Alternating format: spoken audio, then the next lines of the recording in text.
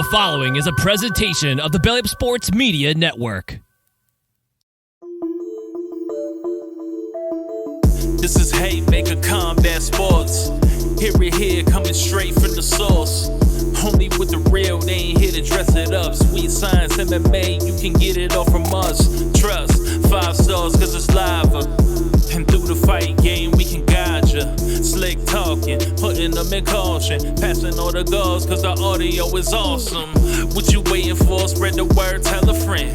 This the podcast where all of the discussion ends. When they start going strike for strike, this the show that'll tell you what you seen in the fight. They ain't playing on the mic, this a welcome to the show. Warm it up for the squad, Haymaker of the bros. I'm a bow wow, you can hear it from the pros. It's Haymaker Combat Sports, time to roll. Welcome back, Haymaker Combat Sports.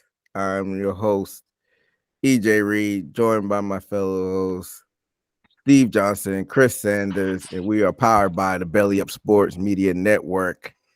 How's it going, fellas? Good, man. All's well, you know. Good fights coming up. Good fights happening. A lot to talk about. Yes, sir. How you doing, Steve? Doing pretty good.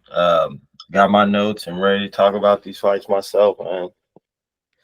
So this episode may or may not come out before the Super Bowl happens, but it is Super Bowl Sunday. Y'all boys watching the game tonight? A little bit. Yeah, I gotta catch that halftime show. My man Usher's performing, you know. I gotta check him out. Throwing it back to high school, man. Usher had it all back in high school. He was on top of the mountain, but comes around full circle. He got the Super Bowl halftime show. What y'all think is gonna be on his set? Y'all think he's gonna pull out the oldie but goodies? Oh yeah, for me, I think so. I mean, he has a high catalog. I don't even know, like, with that short period of time, I don't know how he's gonna mix it all together, but I'm looking forward to it. That's all I can say. I'm definitely looking forward to it. He got to bring out some guests, like maybe like Alicia Keys or Lil Jon, or I think they already confirmed like Lil Jon and Ludacris. Yeah, and Alicia Keys maybe. Maybe pull out Justin Bieber. Who knows? What if Taylor Swift, the belle of the ball? What if he pulls her out? Might as well, right? Come on now, she's hot right now for the NFL. Kidding? Yeah, people going crazy, man. But, who y'all got in the game? Who y'all think gonna win? Well, me, I think I don't too much watch football, but anytime I hear a whole time Kansas City, Missouri, where I'm at, of course, last time they went wild, and good to see people in high spirits when your surroundings, everybody's happy. So, of course, I would go for Kansas City. So Steve got KC. Who you got, Chris?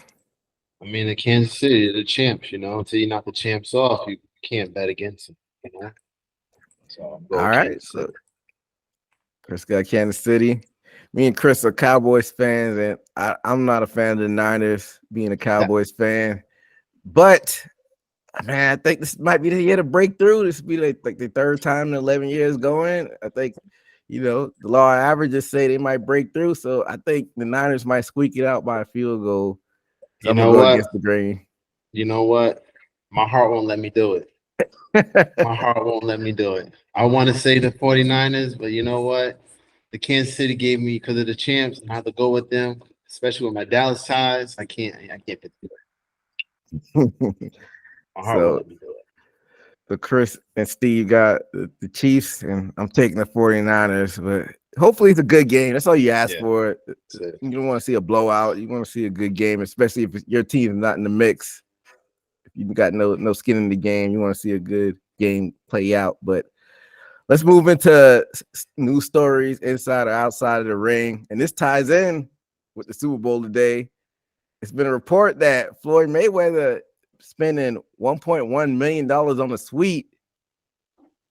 I don't know, man. I'm a frugal guy. Like, I do pretty well for myself, but like, I'm not going out there and spending the money. What do y'all think about this move by Floyd, spending $1.1 million on a suite? If you got it, why not? You know, you got it. Why not? You know, let's enjoy it with people that you love. Enjoy it, have a good time. You know, why not? You only live once. Once you're gone, you can't take any of that with you. So while you're on this earth, just spend it. I don't have a problem with it. I love it. It's an interesting way of looking at it. What do you think, Steve, about that? The thing that I like about it, from what I read, I heard he's taking 30 people with him. So that's giving back, you know, especially getting that experience. And that's like how y'all gonna throw a party in my backyard. That's Las Vegas. That's Mayweather town. So I don't blame him. Have a good time. Like you said, you can't take it with you.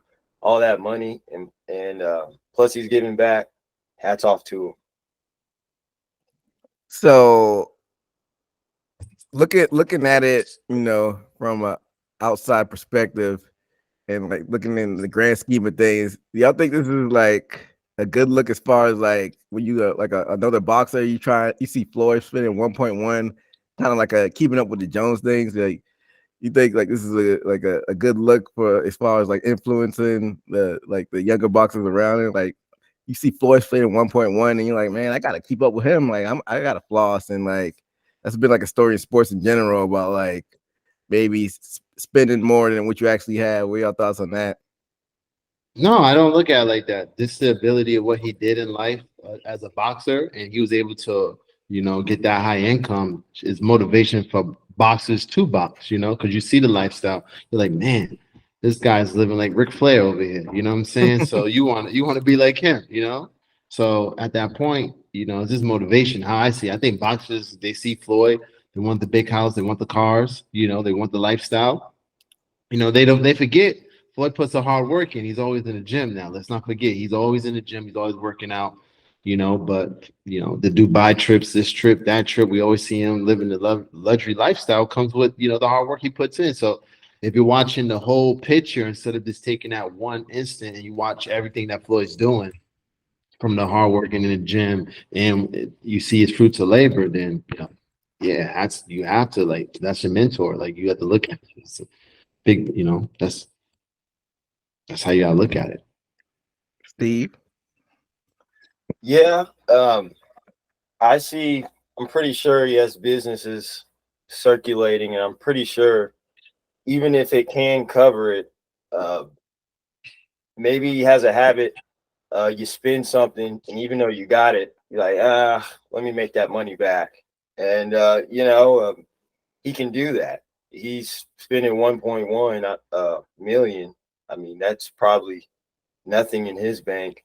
And I'm pretty sure just to be an active person as a human until you go out, I'm pretty sure he's going to make that back if it makes some type of dent, which I doubt, in his bank account.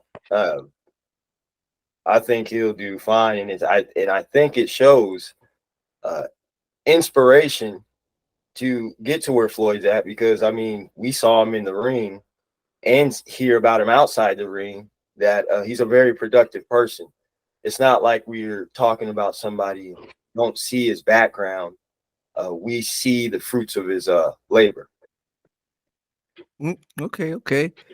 So how about this? For every Floyd you have, there's like 100 Adrian Broners. Adrian Broner was like Floyd's little brother. He could talk the talk. But like when Chris was saying Floyd's putting in the hard work, Adrian, he was talented, but he was going out there and partying, and it caught back up to him, and he started losing. So what do y'all say to that? Well, AB's a different. I like AB a lot. I think he's a really good boxer. My problem with AB, he offensively, he didn't throw enough punches in his fights. You never see him really get knocked out. The Madonna fight actually gave me more respect for him because he was in some tough waters, and he could have gave up, and he went through the whole fight. So I actually have more respect for Adrian Broner than most. I just get upset with him because he don't throw enough punches, and I know he's way more talented than that. And I see it, and I'm like, oh man, this guy's killing me because he can throw more punches. If he throw more punches, he'll win most of his fights. But I do gotta remember, you know, these guys come up from lower class, and they go up in higher weight class, and you know, we've seen him knock out all these guys in the lower class, but the higher you go up, even up one weight class, it's a big difference. Big difference. It's a big difference. These guys can take on more of the punches and stuff like that. Your punches don't hit as hard as it did in the lower class. So, that's what happened to AB to me. That's how I see it. But what about, like, they say he liked the party? You don't think that kind of played into a factor of that? I mean, it did. I mean, his financial, I don't know too much about it. You just hear the rumors and stuff like that. So, but off boxing and tech, like he knows he has great boxing skills. He has good defense. Offense, I wish he just showed it more in the ring. We saw glances at early in his career, but when he got higher up in the weights and went to different weight classes, he didn't see the offense or the knockout power like he had in other, weight classes. That's just what I see. But if he stayed at the 120, the 130s, he'll be knocking those guys out. So sometimes the gift and the curse of going up in weight. I did think he jumped up to. He fight Maidana I want to say he fought him at welterweight. I think he did jump up to that weight class a little bit too soon. I don't know why he did that. I mean, I guess he spoke with his team and they thought that was the right move, but I think that did add to it. I think the 140 was like his perfect weight to fight at. I don't know why he didn't stay there, but hindsight is 2020, what they say. But what are your thoughts on, like, the other side of the coin, like a AB, Steve? You see him in all sports, these athletes, and it's a obsessive mentality. In basketball, they called it the Mamba mentality. Mayweather has his in boxing, and they're just in the gym perfecting their craft. And that's something AB didn't have. He wanted to do other aspirations and wasn't in the focus to be a champion wholeheartedly, like we literally see Mayweather. I mean, any clip we see him associated with boxing in the gym, helping people out. Probably goes into coach people sometimes. I mean, he's always involved at somebody's fight. I mean, you really don't see AB a lot. And as far as, like you said, his style, I was always upset at him never throwing enough punches and always getting out punched and complaining that he won a fight when he didn't even punch enough, especially the Pacquiao fight when he fought him.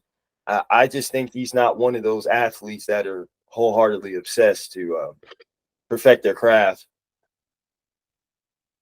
See, what you just said, you point on something, because they watch Floyd. Floyd don't throw a lot of punches, but they're precise. So his numbers of, let's say, around, I'm just making this up, if he throw 100 punches, he's landing maybe 60 to 70% of those.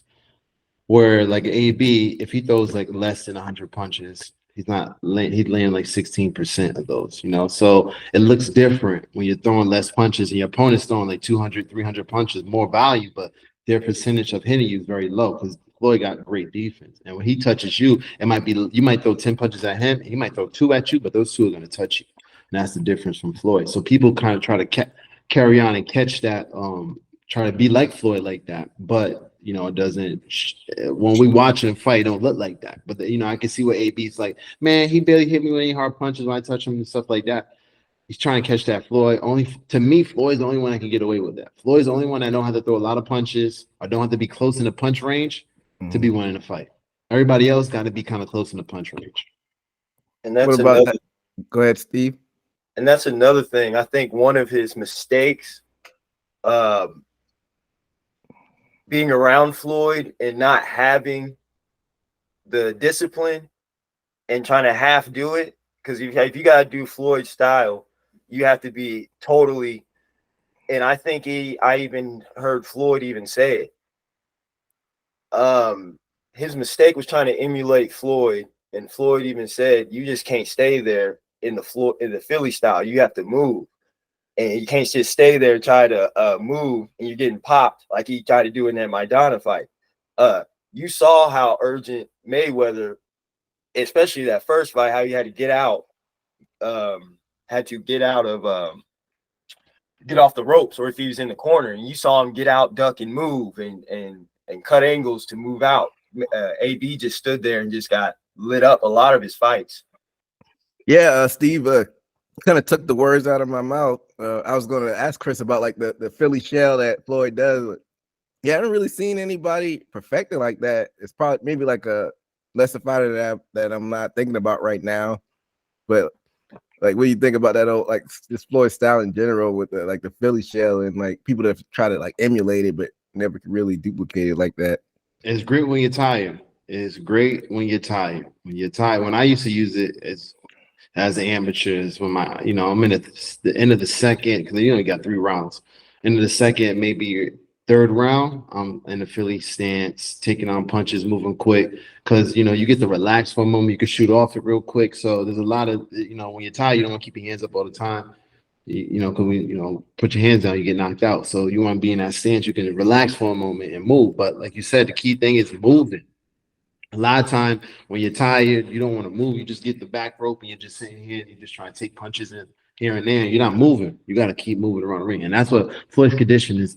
Unbelievable. Unbelievable. It's unbelievable. And no one got that. No one got that.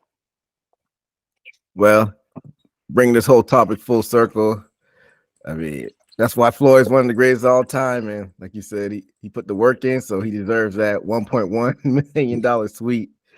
But before we actually talk about the fights, and one more story, a fight has been booked on 420. We got Devin Haney facing Ryan Garcia for for that light welterweight belt. I didn't think it was going to get done, but they finally got it done. What's your first thoughts on this fight? Oh, for me, go ahead. No, go ahead. You got it. I think it's going to be a real good fight. And like I said, lately fights been rolling out with boxing, and I love seeing this. It's going to be intense. They already had a little scuffle. Already a face-off outside press conference also. So we got a little eye candy for that, seeing them go at it. And I think it's going to be an amazing fight that, like I said, one of those fights that we've been waiting to see. Chris? Yeah, I'm excited. Boxers and boxing are finally finding each other,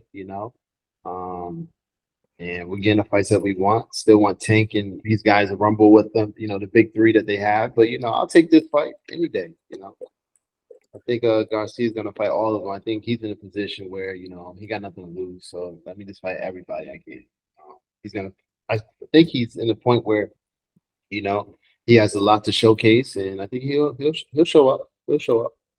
It won't be an easy fight for Danny. I think it'll be a little more competitive. So Steve touched on it a little bit earlier. They got a little bit of backstage, little scuffle, little something. I don't know if you got a chance to look at it, Chris, but Garcia was talking about Devin Haney's dad. Devin Haney's dad is his trainer, and then they were talking about even Tank took a couple strays for some reason. I'm like, what Tank have to do with this? They were going back and forth, then they ended up pushing each other. So y'all think this is like real beef, or y'all think it's just for show?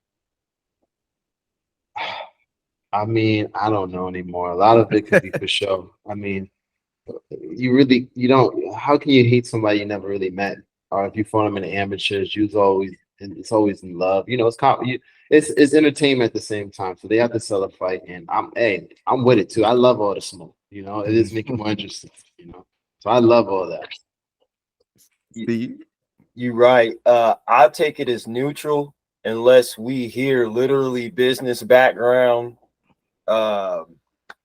things like where you can actually analyze a business aspect and like, okay, Floyd, they had the whole Floyd and Oscar thing and how he got associated with that, or if there's an actual punch. If there's not somebody's getting punched at a face-off or like what happened to Charmelo and backstage with what's his name fighter.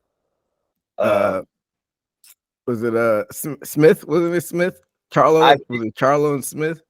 I think so. He punched him. No, not Smith. It was he fought. It was the guy who fought Canelo. It wasn't Smith, but it was Charlo and old boy slapped him. Oh yeah, he slapped him in the back. Oh yeah, he slapped him. That's what. Yeah, unless that's happening, I'm gonna take it as neutral grounds. Because you're just not gonna let somebody just talk in your face on just walking up on him. I think a lot of that is press guided, but something may happen, and that's where I think somebody might physically have to be touched for me to think it's real. Caleb Plant and Charlo backstage. There you go. That's what it was. That's what it was. That's what it was. I think that was real because I don't even know if they're two gonna face each other. He just slapped him. Like, if you slap me, like that's like old school. Like back when you slap somebody, you have to actually like pull guns out and like do it. And do. I think Charlie Murphy said that. Yeah. No, it gets real. It can get real. It can, energy can change. You might say something, you don't know what that person's been through, that person's day, so you gotta be careful. You gotta watch your mouth sometimes.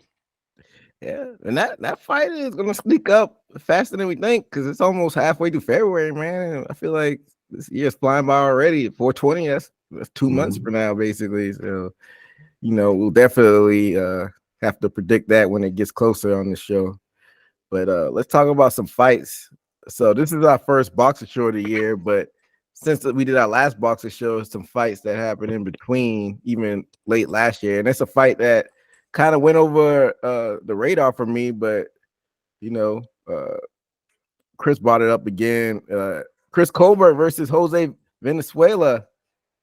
Man, that was a banger. I went back and looked at it. It was a banger. Venezuela almost got him out there in the first round, but even after that, he was putting it on him, man. I mean, and then in that sixth round with that lunging right hook from hell, slept him. And in boxing recently, you see a lot of TKOs, but you don't see a lot of cold clock, just night knockouts like that in higher frequency. Man, I'll start with you, Chris. What were your thoughts on this? Well, their history. The first fight was good. Chris was also in trouble in the first fight. He weathered the storm and outboxed him. Some people didn't think he outboxed him, but he came home with the victory. So the second match, the rematch, was very this was highlight TV. They was talking shit to each other the whole time.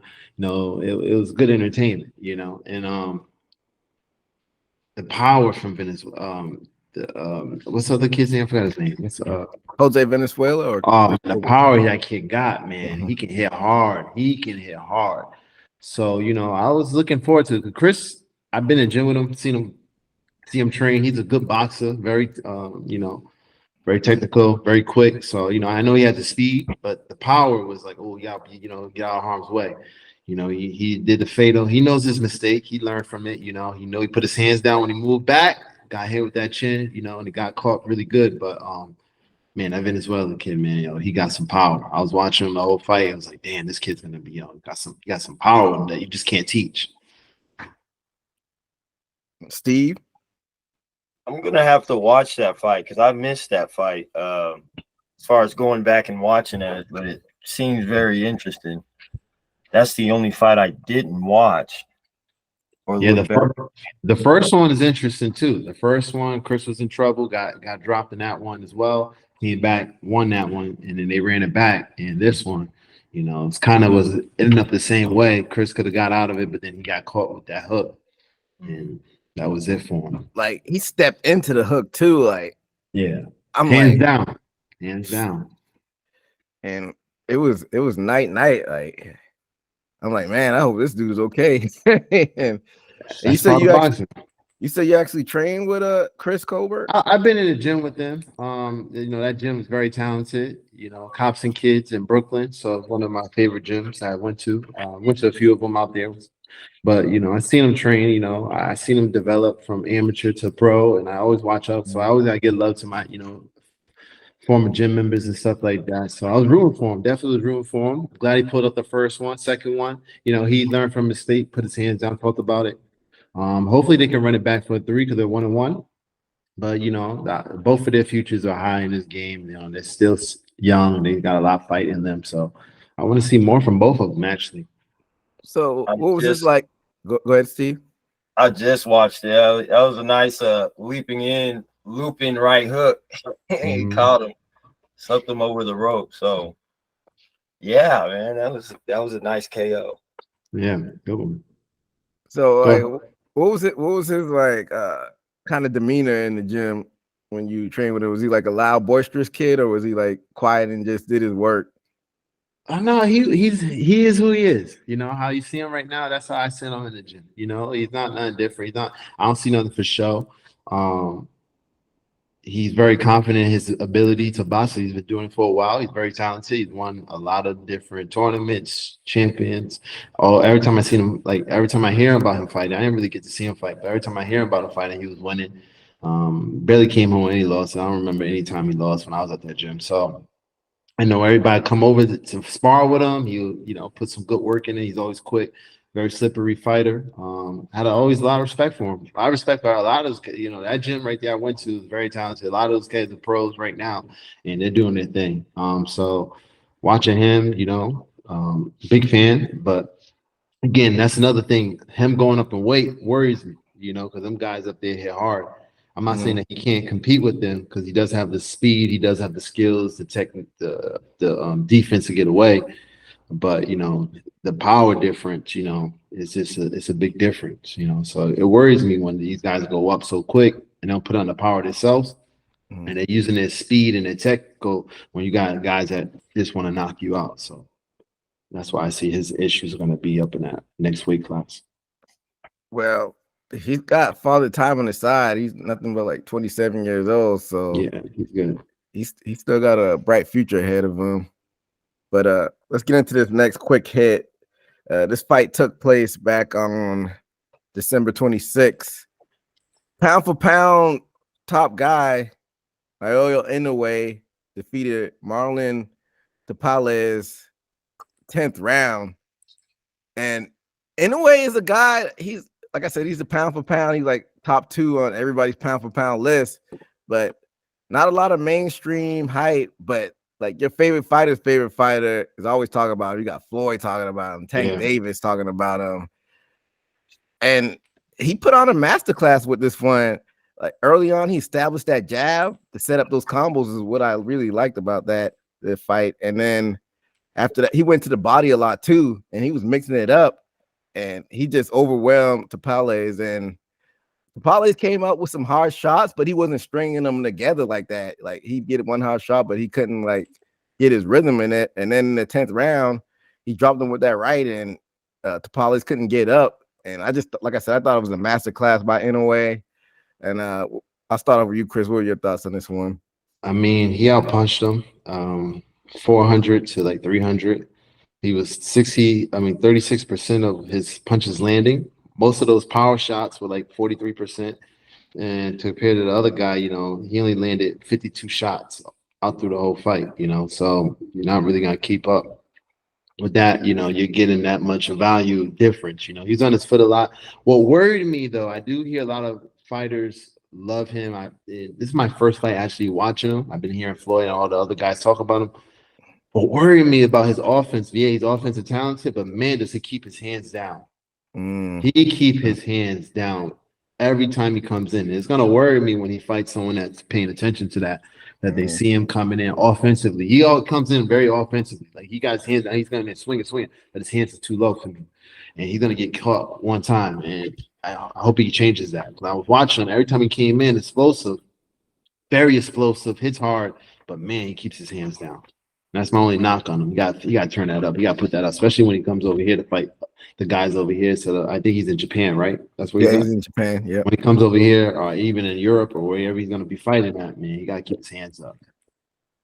Steve, you're right, because through the fight, it seems like Tapales he was have bursts of earn respect, and he would throw these punches that would earn respect, but you see it anyway, he would walk right through them. And like I said, if he gets into a fight with somebody who has a little bit more power, one of them punches might feel a little bit different on the chin, and all it takes is to get tempoed off in the in the brain. he'd be off the put through the rest of the fight. And Tapales did have glimpses of trying to show get respect, but Ngannou was relentless. And like you said, the jab, I felt like that jab should have been a knockdown, but the ref called it I guess a slip. I don't know why that was called that.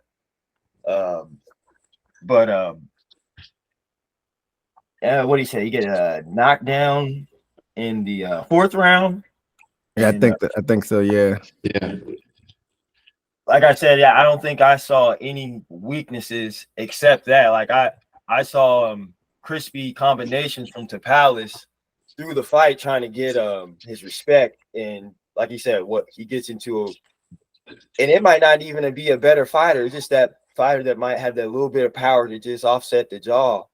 He might be in trouble one fight. So, but hats off to anyone. Okay, so like Chris said, him having his hands drop, that might come back to bite him in the future. But as far as I guess the super bantamweight, the 122 division, like he's good money there. But we all know the money is going up in weight classes. You saw it with Manny Pacquiao. I think he had like 8 divisions that he went up to. So it's only natural that in a way goes up the weight classes. So y'all see him actually trying to like take the big fight against, maybe, I don't even know, like Tank might be too much from Tank fights at 140, but like maybe like a Shakur. Shakur's at what 135 now, but Shakur just came up from 130. So y'all see like a super fight with in a way with some of these bigger names in the future. What was his fight at Is that 130 or 120? This was 120. In a way, just fought at 122. Man, it worries me. It worries me the way he comes in. He's very offensively. You know, I'm not saying he doesn't got defense, but when he goes offense, 80% of the time his hands are down. That worries me going up in weight. Like we see it all the time. It don't hit the same when you go up in weight, and they hit a little harder. So, you know, it worries me. But I'm not saying he can't do it. I mean, he got all these belts, and he's very talented. I mean, there's no one else for him to fight down there, so he's gonna have to go up. But it does worry me. It's gonna be interesting. Steve, I can agree. For his weight, I think those were powerful shots. But how he was throwing those shots in a upper class, which to me, I don't too much know parameter of difference of power. Chris would know more than us, but I'm pretty sure somebody throwing those combinations in, like you said, Tank's weight class, and you said the weight class 122, and I was like, but I was thinking maybe a Garcia, but Garcia may be too big for him. Yeah, Garcia's about to go up to 140. So. Yeah, so I said like maybe Shakur, but even if Shakur's at 135 now, so I don't know. He just might not get a big name fight for a while, you know, because of his size different. That's okay too. He just gonna take all those belts down there and just run that division. That's what I would do. I just run that whole division. Maybe go up to 130, maybe. Yeah. Nah, I would just run the whole division.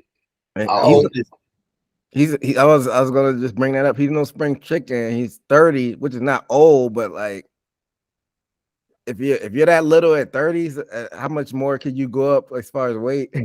Yeah, you can't put on too much weight. Yeah. So we'll he might like Chris said, his peak might be at 130 at the very most. But I mean, he might try to test himself and like maybe try to fight one of those guys. And I mean, to take them, even if you lose, you might get a big payday. Yeah, payday. If he needs that payday, take it. But I don't know. It worries me. If he gets past that 135, I don't know about it. Yeah, but yeah, we'll keep our eye on what happens next with in a way. But let's go to this last quick hit. This fight happened back on the 13th of January. I call this guy the boogeyman of the light heavyweight division. Artur Beterbiev defeated Caleb Smith. He got him out of there. He got him out the paint. And this happened in the 7th round. Man, I don't even know what he just doesn't go to decisions, because me and Chris previewed this fight a while ago, and I think we both predicted that he would get him out the paint. This guy does not go to decisions, and out the gate, he was putting it on them and stringing together those combinations. Caleb Smith did not have anything for Better Be. Just a masterclass by him. And I'm gonna start with you, Chris. What were your thoughts on this one? I mean, the punch value again, 475 punches thrown, landing 40% of that to Smith only throwing 360 punches and only landing 16%. So you're barely even touching them. You're getting hit most of the time. You're catching on a lot of power shots. I mean, Beterbiev is coming with power shots hitting. Like they don't look, a lot of jabs too. I was really shocked. A lot of jabs. I was thinking Smith was gonna try to out jab, but it wasn't that way. He was getting to him. Beterbiev was getting to him with the jab. I was like, wow, what's going on, Smith? You gotta, But yeah, that's what we thought. I thought it was gonna happen. Smith did as best as he could. I just wish he jabbed more. He's on the defense a lot, but I wish he jabbed more, use his frame a little bit more. He's a little bigger. So I wish he jabbed a little bit. That's about it. Steve? Yeah, I would say that because from what I saw is he got up close and he couldn't, I guess, gain respect. And the way he threw those punches were like short and choppy, almost like shovel hooky in the inside. Like he couldn't take, and he was throwing them in. It's like it wasn't like one you were trying to sneak an uppercut inside. Like he was throwing them back to back, and I seemed like he didn't know how to take defense to that type of volume, and like you said, even the commenters said those didn't look like they were hurting, but you can definitely see the effects. It was almost like you see a 4 punch sequence, and each part of the sequence you see him getting getting affected through, and they're getting through. So Beterbiev definitely, for his style and to attack Smith, was definitely the style to do. And those pity pat punches that you see him doing when he gets close and just punch him like this and hitting him, that messes with your mind mentally because I see Mayweather do that. He gets on the bag and does that, and it looks like he was doing that, but they were affecting. So yeah. So when you're fighting somebody, or someone used to do it to me, or I do it to somebody else, you kind of got them, and you kind of know, and it's kind of almost in a sense where you just in their mind mentally, right? It's like I can't do nothing. I'm getting hit with all these punches, So that little pity pat that you see people do, and you're just touching them, boom, boom, not even throwing little hard punches, but boom, boom, boom, boom, boom. That messes up psychologically, especially when I was fighting. To me, like, damn, I'm getting hit too much. I'm getting hit way too much. I got to get out of here. I can't. He's one like it messes you up mentally. So those little punches really add up, man, and they really hurt. They hurt because they're close and they're sharp. So when people practice those, those are very effective in fights. Yeah, for sure. Like I said, what a masterclass performance by Beterbiev. And so Beterbiev, he has all the belts except for that WBA belt, which is held by Dimitri Bivol. We know how Bivol gets down. He made it look easy against Canelo, and people were shocked by that one.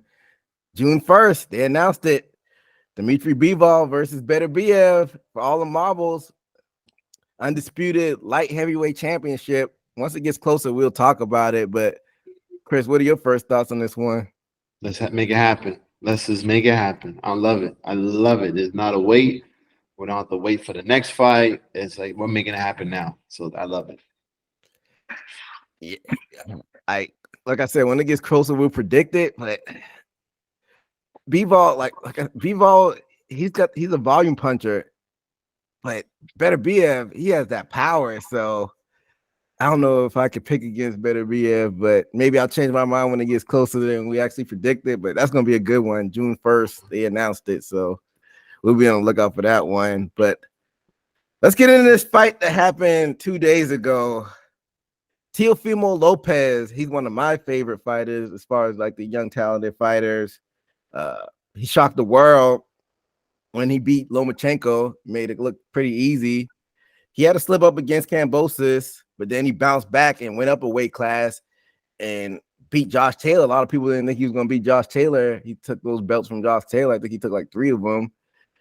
and he was fighting Jermaine Ortiz 2 days ago, and this fight didn't go down like I thought it would. I thought it would have been like a showcase for Lopez, Super Bowl weekend. You know, he had all eyes on them on Thursday night, but I feel like during the fight, Lopez was chasing Ortiz a lot, and I guess that was the game plan by Ortiz to like be elusive and not stay in the way of Lopez, but he was chasing him, and he wasn't able to string together those combos like we know Lopez is able to do.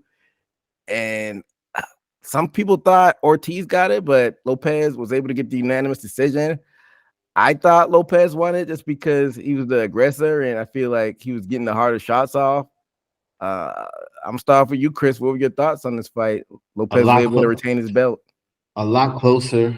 The punching was a lot closer. They pretty much averaged the same amount. 78 landed from Lopez, 80 landed from Ortiz. So it's pretty much there. The power was around the same amount. These 30% each, around 32 from Lopez, 30 from Ortiz. I think the only problem with Ortiz in this fight that I seen, he he was on defense a little too much. Little too much, just a little too much. If he'd have brought it back down just a little bit and stayed, because he was countering, he was throwing punches. It wasn't like he wasn't there to fight. He just was backing up a little too much. And in fights, when you're watching it, Lopez was being more the aggressive. If he could have changed that a couple of rounds, it probably would be a different outcome. But it was just a little too much on that back foot. A little too much. And that doesn't look good to the judge's eyes when you're on backpedaling that much throughout the whole fight. And like you said, I think that's lost in the fight. It was like such a slim margin. Like it was such a close fight that visual of him backing up probably didn't look good in the judge's eyes. And that's probably why Lopez got the nod. But what were your thoughts, Steve? Yeah, I think Ortiz, they both have it. From what I think is for Ortiz, which I think he did a good as far as defensively, if you are able to even out the fight throughout, you have to have bursts of trying to get ahead and punch more. And then, you might, get a stretch ahead throughout the rounds. But like you said, he was if he was a little bit more aggressive, he would have persuaded the judges. I think there was a discrepancy on a judge, some ridiculous score. I can't remember exactly what it was. Yeah, but, the cards were all over the place as far as judging. Like none of them were alike, which is a topic for another day, judging in all combat sports. But I digress. Go ahead, Steve. And Lopez, it seems like his plan, well, one of his tricks he has up his sleeve, or his favorite ones, is it seems like he was trying to back him to the ropes or into the corner and catch him on the outside with a hook on coming out of the try to catch him on which way he's going to cut out of the angle of the corner or ropes. And I felt like he relied on that too much, and I felt like Ortiz relied maybe on defense maybe too much for somebody to make a definitive win. For sure. Did any of y'all see his post-fight interview? Ortiz or Lopez? Lopez. No, I didn't. What did he say? Oh man, he went on. It was almost like an unhinged rant. He was talking about. I can't even remember off the top of my head, but he was. I mean, he was bringing up. I don't even want to repeat it. He had a couple slurs in there, and he was going off on tangent, talking about, because he was like reacting to the crowd booing and whatnot, and it didn't really make sense. I'll have to send out the link so y'all can see that afterwards. But I don't know. I don't know where does Lopez go from here. I mean, you got Devin Haney fighting Garcia next, and Devin Haney has a belt in that division. I think you got 4 belts in the division. I don't think there's anybody with more than 1 belt. So I guess you see Lopez maybe fighting Haney next, after the winner of the Garcia Haney fight. Yeah, there's ability there. You got Tank still. You got, I mean, that division's got like 4 or 5 fighters there. I don't know if they all want to fight each other again, but there's like 4 or 5 fighters right there. And then you could still, take another tune-up fight because this was really um wasn't a knockout show. It was a hard fight. This was a hard fight. So you can probably take it down a little bit and fight a upcoming, competitor that you don't have, that's not big name, and try to get a knockout there to bring up your stock a little higher. Yeah, we know that it might be like a mandatory defense that he has to do, but I feel like this is the era where you gotta have a super fight, baby. I mean, make the money. Like we don't need to see them take a fight in between and pick a fighter that we know he's probably gonna get by. Let's get to it. I mean, these kids are ready now. They're like in their mid to late 20s now. Like when you're in their early 20s, you want to see them have some warm-up fights, but let's get to the bag, man. Like give the people what they want. Right, Steve, I don't know. Would you like to see him face like maybe like a Devin Haney, winner of the Garcia fight next? Definitely. And me, I've always known the popular boxers, but me stepping my foot into knowing the whole parameters of who the competitors, but sometimes everybody might not know. And me liking boxing, I'm just now hearing about Lopez, so I don't know if it's true. Y'all don't know, but maybe his stardom maybe he's not as big as these other people, and maybe he does. Do you think he has to be on the back foot of these people that have a household name more than him to wait for their? I mean, he's pretty popular. He's pretty popular. He's up there. Yeah, he's up there. I would say that. I feel like probably like the only people that have a bigger name in like around that weight class area, just because of Garcia, because of his social media presence in a tank. But other than those two, I think he's like right up there. People know him. He could sell out. I think he could sell out somewhere. Like he could be the main event, and he has been. So that's why I'm saying there's other guys that he can fight as well, because he could draw a crowd himself, so he can fight somebody coming opponent that just mandatory, who's actually pretty well that we haven't heard, and he can help someone else get on the map, and that's how I see it too in boxing. It's not always finding the big names, because there's other guys in other big and small cities that have like 25-0 that we never heard about. So it's a good opportunity that they get mandatory to fight, and now we can see the showcase on a big level against someone like him. So there's a lot of fighters out there, a lot of big fighters in a lot of places that we don't. They're not big names, and these are opportunities where these guys get built and they fight them. We're like, hey, like Ortiz. I don't know if a lot of people knew Ortiz, but Ortiz threw a good fight. I mean, he threw 400. He landed pretty much most of his punches. He was right neck to neck with Lopez, so it was neck to neck. And this is someone that thought he won the fight actually. So that's big for Ortiz that he'll get another good fight because we saw on this level. So I'll take that back, because I'm starting to remember now. Lopez pulled the script out of Prince Nassim, the little walkout. So I forgot to even bring that up. What were your thoughts on that? His walkout? He had the circus Olay. I dug it. I love the entertainment, man. It's all about the entertainment. You gotta sell, man. It's entertainment. Yeah, I mean, you come out with that. I thought he was gonna knock him out, but he had a performance. But some of it wasn't like on him, like you said. Ortiz was defensive and on the back pedal, so I mean, it wasn't much he could do to press the issue more. But like you come out with injuries like that, I thought he was gonna get him out the paint, but it was what it was. You got to have that flair, that showmanship, and I'm sure it went viral. I'm sure the clips went around social media with him coming out with the circus. And you're in Vegas. It's Super Bowl weekend. Let's go, man. Let's get it.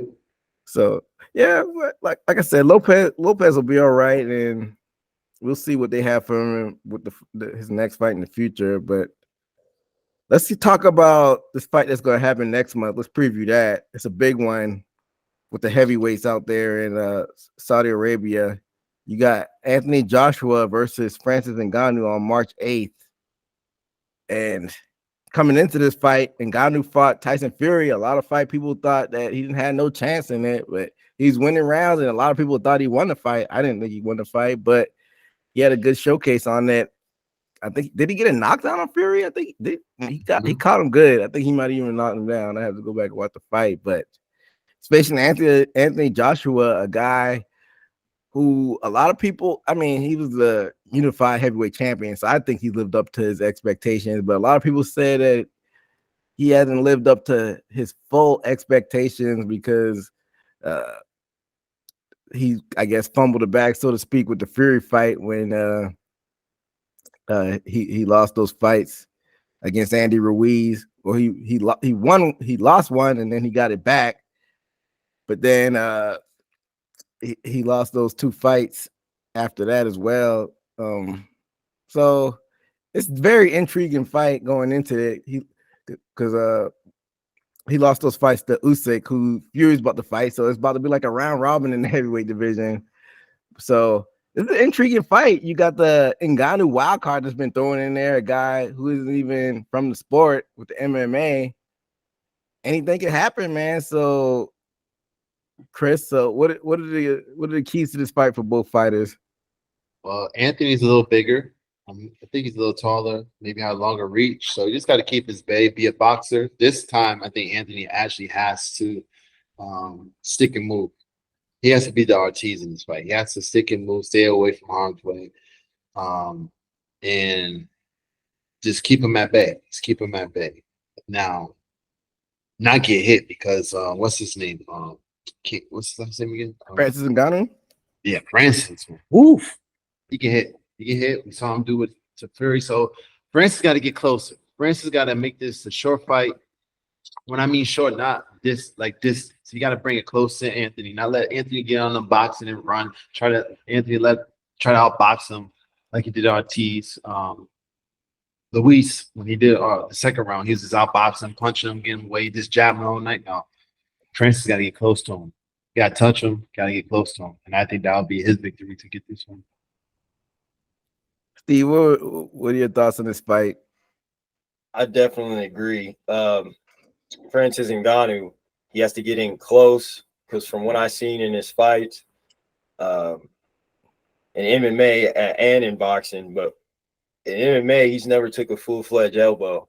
Tyson Fury gave him a full-fledged elbow in that fight and took it like it was a punch. And I think that was the hardest thing that actually hit him the whole fight. I think he has the chin to just bite down on the guard piece and blast right through Joshua. And because I think everybody had a perception of Joshua, and although size doesn't matter, but I think since Andy Ruiz beat him, I think it just shows the potential of his chin, or what he's been showing lately of his fights, how susceptible he is to his jaw. So I think Ngannou has a big chance. Plus, we've seen Tyson Fury get tapped and fall from his power. And I don't even think that was a fully fledged shot that we've seen him throw and knock people out with. I think Ngannou has a chance, but I think definitely Anthony Joshua has a chance just from experience and sticking and moving. For sure. So I'm going to go around the room. What are everybody's official predictions for this fight? I'll start for you, Chris. Who you think gets the win in this one? I got to go with Anthony. He'll win by decision. I don't think he'll win by no knockout, but I think he'll just outbox him, especially in the later rounds. He might get him early and then, take away in the last 3 rounds. I think he'll just pull away. Steve? I'll have to go back and look at some tapes. I would say it's a matter of who's quicker. And right now, I can't perceive that in my mind right now, but off the top of my mind,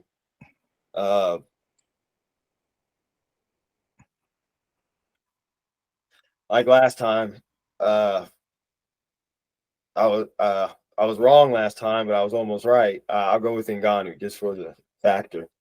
Knockout? Chance with his power. Yeah. How does it knockout? You think a knockout? He may have a chance just because of his power. Okay. Any particular round you think?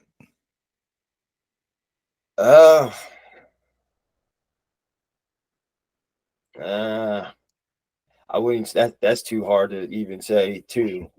I know Anthony Joshua. I wish it were. If Anthony's gonna win, it's gonna be because of decision. Mhm. If Ngannou's gonna win, it's gonna be because of KO. And since I think he might win because of that and has a chance of 8th in the mid rounds, maybe. So later the mid to later round. Yeah. Okay. I respect that. So I think I'm leaning towards what Chris picked. I think Joshua is going to get a decision, but I think it's going to be some spots where the water's a little murky. I think he's going to feel Ngannou's power, and he's going to be like, whoa, that ain't feel good. And he's going to have to like kind of recalibrate and like stay away from it. So I think Ngannou's going to have his spots, but I think at the end of the day, Joshua is going to be able to avoid the knockout shot and able to get the decision. But I think Ngannou's going to get some rounds just like he did against Fury. But at the end of the day, I think Joshua is going to take this one. But we'll have all eyes on that one. And when that fight happens, we'll definitely do a show. I don't know if it's going to be a quick episode or a full-length episode, but we'll keep everybody posted. But that brings us to the end of the show. First boxing show of the year. We appreciate all the viewers and listeners out there.